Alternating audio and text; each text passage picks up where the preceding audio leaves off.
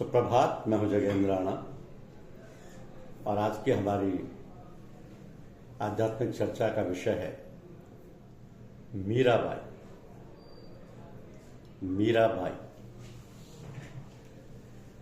मीराबाई 1498 से 1547 यानी 16वीं शताब्दी की एक कृष्ण भक्त और कवयित्री थी। मीराबाई ने कृष्ण भक्ति के स्फुट पदों की रचना की है। मीराबाई को उनके देवर विक्रमादित्य ने मारने के लिए जहर का प्याला भेजा था, जिसका उन पर कोई असर नहीं हुआ था। मीरा के बारे में प्राथमिक अभिलेख कहते हैं कि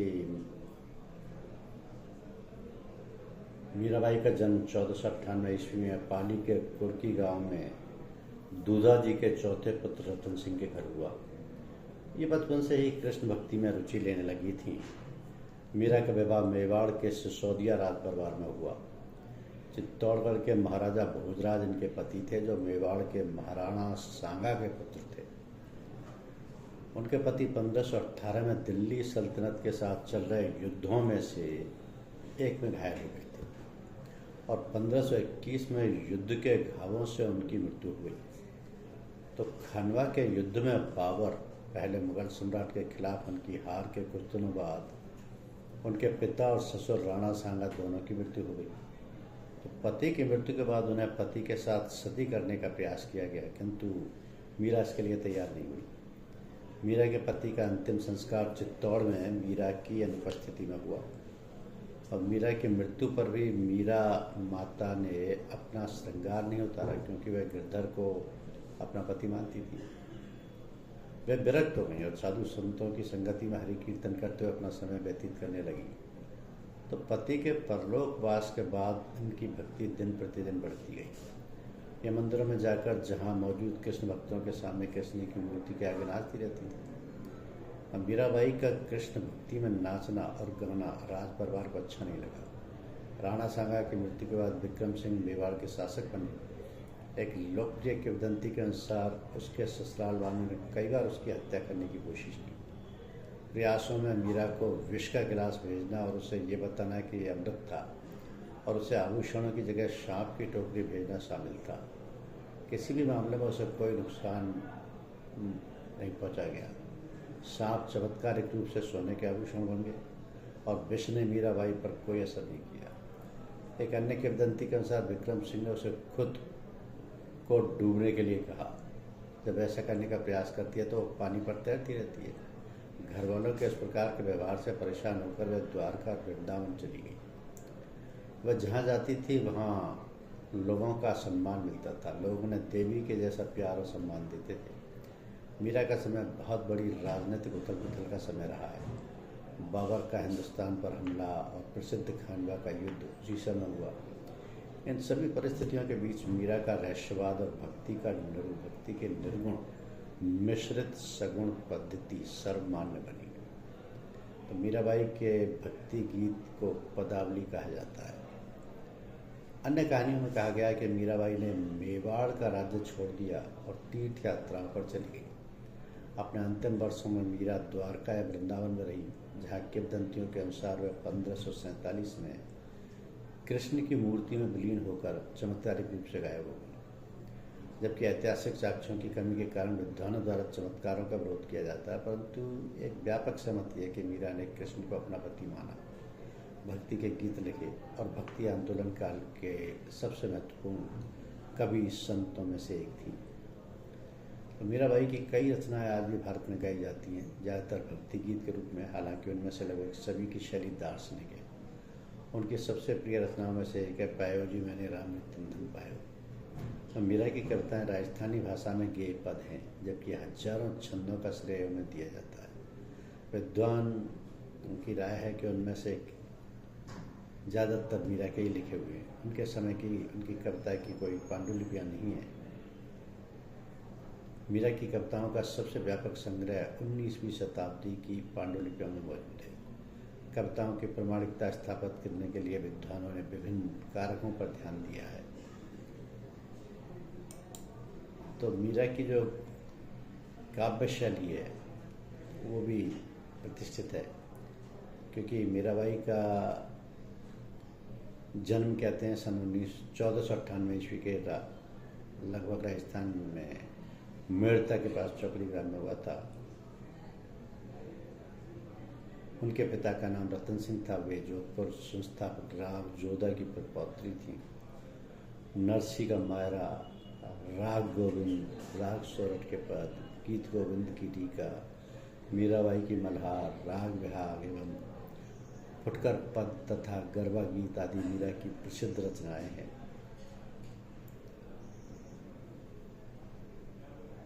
वे प्राथमिक शिक्षा भी उन्होंने अपने दादाजी के पास रहकर ही प्राप्त की थी। राव जी बड़े ही धार्मिक एवं उदार प्रवृत्ति के थे। उनका प्रभाव मीरा के जीवन पर पूर्ण रूप में पड़ा था। बचपन से ही मीराबाई कृष्ण की आराधिका थी। मीराबाई का विवाह उदयपुर के राणा सांगा के पुत्र भोजराज के साथ हुआ। विवाह के कुछ ही समय बाद उनके पति की मृत्यु हो गई। इसके पश्चात उनकी भक्ति दिन प्रतिदिन बढ़ती गई। तो मीराबाई बचपन से ही कृष्ण की भक्ति, गोपियाँ की भांति मीरा माधुर्य भाव से कृष्ण की उपासना करती थी। मीराबाई की अधिकांश रचना उनके कृष्ण प्रेम से उत्पोत हैं। बचपन से ही अपना अधिक समय संत महात्माओं के सत्संग में व्यतीत करती थी।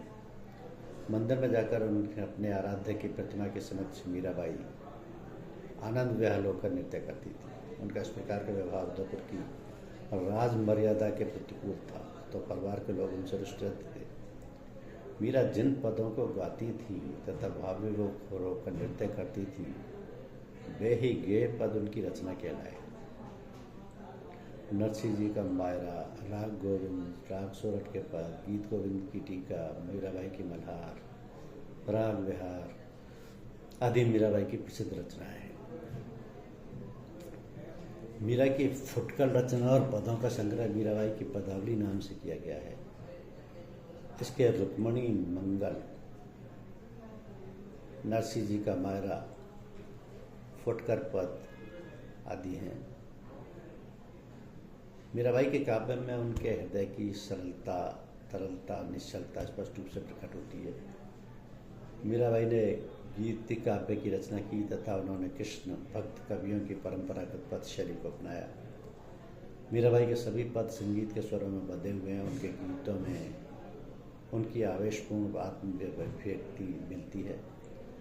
प्रियतम के समक्ष आत्मसमर्पण की भावना तथा तन्मयता ने उनके काव्य की मार्मिक तथा प्रभावोत्पादक दिया है। तो कृष्ण के प्रति प्रेम भाव की वंजना ही मीराबाई की कविता का उद्देश्य रहा है। मीरा जीवन भर कृष्ण की वियोगिनी बनी रही। उनके काव्य में हृदय की आवेशपूर्ण विहलता देखने को मिलती है। मीरा की काव्य भाषा शुद्ध साहित्यिक ब्रजभाषा के निकट है तथा उस पर राजस्थानी, गुजराती, पश्चिमी हिंदी तथा पंजाबी का प्रभाव दृष्टिगोचर होता है। उनकी काव्य भाषा अत्यंत मधुर, सरस और प्रभावपूर्ण है। मीराबाई कृष्ण भक्ति काव्य रचना मीरा की कभी भी उद्देश्य नहीं रहा, इसलिए मीरा का कला पक्ष अनगढ़ है। साहित्यिक ब्रजभाषा होते हुए भी उन पर राजस्थानी, गुजराती भाषा का प्रभाव है। मीराबाई ने गीत काव्य की रचना की तथा उन्हें कृष्ण भक्त कवियों की परंपरागत पदशैली को अपनाया। मीराबाई की पदावली आज भी बहुत प्रसिद्ध है। बसो मेरे नैनन में नंदलाल, मोर मुकुट मकरा कृत कुंडल, अरुण तिलक दिए भाला, अरुण तिलक दिए भाल, मोहनी मूरत सांवरी सूरत, नैना बरस बने विसार, अधर सुदारस मुरली राजत उर वैजंती माल, शुद्र घंटिका कटितट शोभित, निपुण सवज्र साल, मीरा प्रभु संतन सुखदाई, भक्त बच्छल गोपाल, बसो मेरे नैनन में नंदलाल।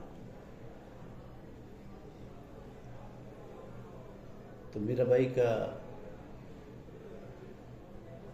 राजस्थान में मेड़ता के पास चौकड़ी ग्राम में जन्म हुआ था और उनकी मृत्यु 1546 ईस्वी में रणछोड़ मंदिर, द्वारका, गुजरात में हुई थी। उनका विवाह राणा सांगा के पुत्र भोजराज के साथ हुआ था और विवाह के कुछ समय बाद ही उनके पति की मृत्यु हो गई। तो मीराबाई कृष्ण भक्ति में इतनी पागल हुई थी कि उन्हें दिन रात नाचते और गाते देखकर उनके परिवार वालों ने उन्हें विष देकर मारने की कोशिश की। उनके साथ अच्छा व्यवहार नहीं किया जाता था। इन सब से परेशान होकर मीरा पहले वृंदावन और बाद में द्वारका चली गई, जहाँ वह कृष्ण भक्ति में एक पद गाती थी, जिससे उन्हें प्रसिद्धि मिली। द्वारका में ही उनकी मृत्यु हुई। तो मीराबाई के आध्यात्मिक गुरु संत रविदास थे। मीरा के दादाजी राव जोधा साधु संतों का बड़ा सम्मान करते थे। एक बार इनके दरबार में रविदास नाम के एक संत पधारे, जिनके हाथों में कृष्ण की प्रतिमा देखकर मीरा उसको पाने की जिद करने लगी। उस संत रविदास ने उनको वह प्रतिमा नहीं दी, परंतु दूसरे दिन वह फिर दरबार में पधारे और उनको वह प्रतिमा दे दी। और रविदास ने बताया कि स्वयं श्री कृष्ण ने सपने में आकर मुझसे कहा कि मेरे सबसे प्रिय भक्त को प्रतिमा क्यों ली थी। मीरा मेरे विरह में रो रही है, उठो और उसको ये प्रतिमा दे दो। रविदास ने कहा कि मैं अपने स्वामी की आज्ञा कैसे टाल सकता हूँ, इसलिए प्रतिमा दे रहा हूँ। कुछ विद्वानों का मत है कि यह कहानी केवल कल्पना नहीं अपितु सत्य घटना है। मीरा ने स्वयं अपने गीतों में कहा है कि मेरा ध्यान हरि की ओर है और मैं हरि के साथ एक रूप हो गई। मैं अपना मार्ग स्पष्ट देख रही हूँ। मेरे गुरु रविदास ने मुझे गुरु मंत्र दिया है। हरि नाम ने मेरे हृदय में बहुत गहराई तक अपना स्थान जमा लिया है। मीराबाई के सभी पद मुक्तक काव्य शैली में हैं। इनके अधिकतर पद ये हैं। इनकी पदावली एक दूसरे से भिन्न है। इनमें कथा वस्तु का अभाव है। इनमें मुक्तक काव्य की विशेषता होती है। तो मुक्तक काव्य के लिए गहरी समझ और अनुभूति होना आवश्यक समझा जाता है, जो इनकी पदावली में प्रचुर मात्रा में है। मीरा के कृष्ण के विरह की झलक इनके पदों में स्पष्ट रूप से दिखाई पड़ती है। कृष्ण के प्रति उनका प्रेम इतना तीव्र था कि वह संसार की सभी वस्तुओं को भूल गई थी। हंसते गाते रोते नाचते सदा ही कृष्ण की धुन रहती थी।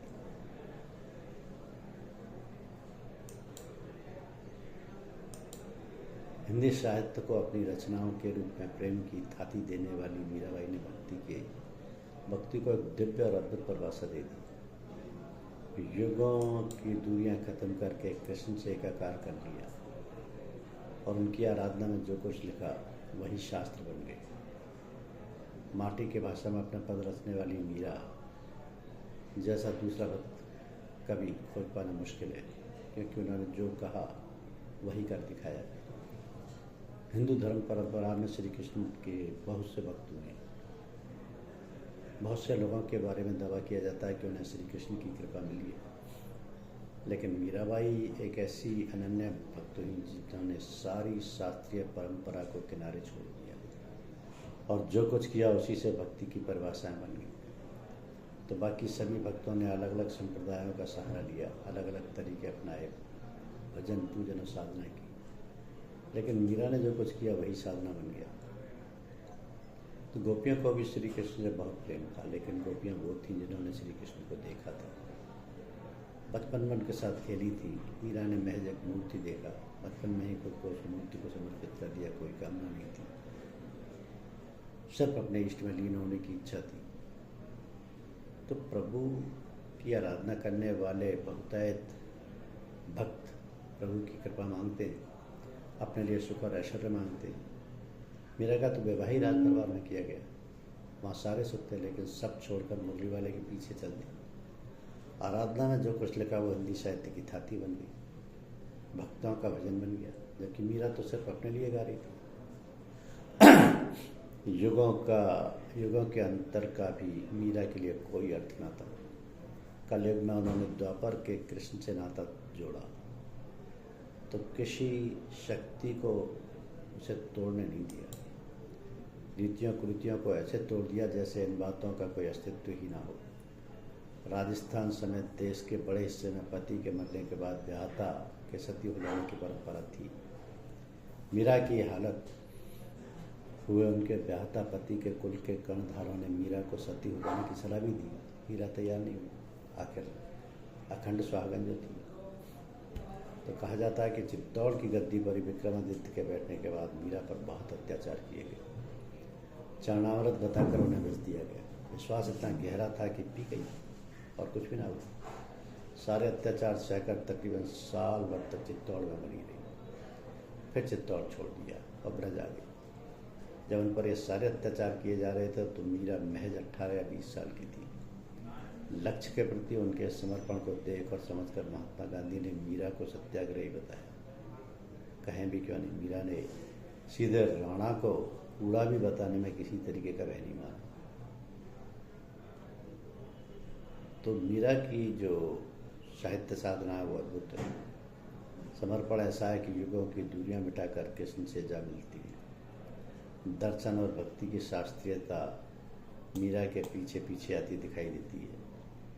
उनका आचरण ही शास्त्र बन गया। भक्ति, दर्शन और शास्त्रीयता के जानकार उनकी भक्ति को अपनी कसौटियों पर कसकर देखते हैं, फिर दावे करते हैं कि नवदा भक्ति की सभी नवा लक्षण मीरा में दिखते हैं, जबकि मीरा कोई लक्षण नहीं दिखा रही थी, किसी मार्ग पर नहीं थी। शास्त्रों की जगह सीधे ढाई अक्षर प्रेम का पढ़ लिया और सही उन्होंने इस कदर बसा लिया कि खुद जो कुछ कहा वही शास्त्र बन गया।